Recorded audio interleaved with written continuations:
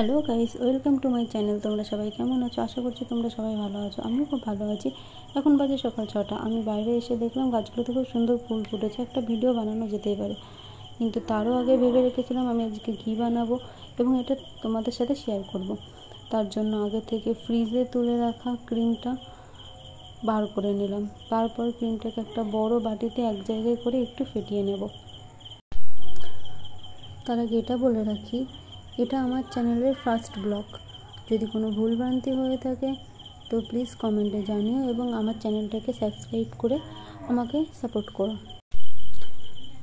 একটা জিনিস মাথায় রাখবে, ক্রিমটা যতটা ফেটাবে ক্রিম থেকে দুধের যে ঘি বার হবে সেটা কিন্তু খুব সুন্দর বার হবে। যতটা ফেটাবে ততটা সুন্দর বার হবে।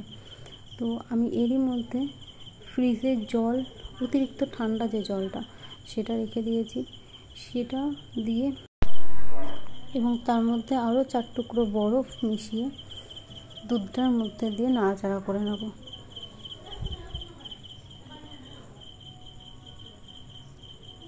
একই রকমভাবে কিন্তু আরও 2-3 বার আমি নাড়াচাড়া করে নেব।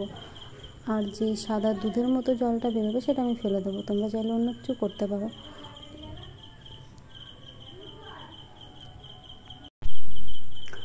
তারপর আমি এটা গ্যাসের ফ্লেমে বসাবো, কিন্তু আমি যেহেতু এই বাটিটাতেই বসাবো, তোমরা চাইলে কোনো কড়াই বা অন্য কিছু ব্যবহার করতে পারো।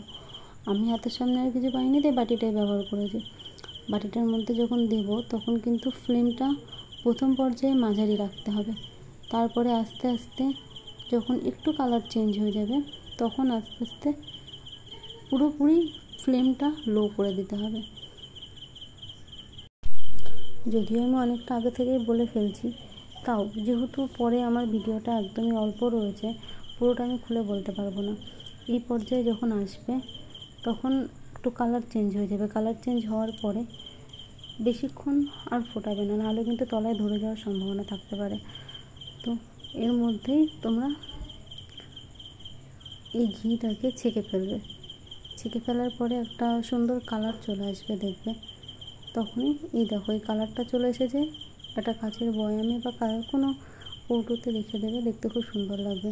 আর এই খাকিটা দিয়ে তোমরা মুড়ি খেতে পারো। সবাই বলে ভালো লাগে, আমি কখনো ট্রাই করিনি। আবারও বলছি, যদি ভালো লেগে থাকে আমার চ্যানেলটাকে সাবস্ক্রাইব করো। বাই।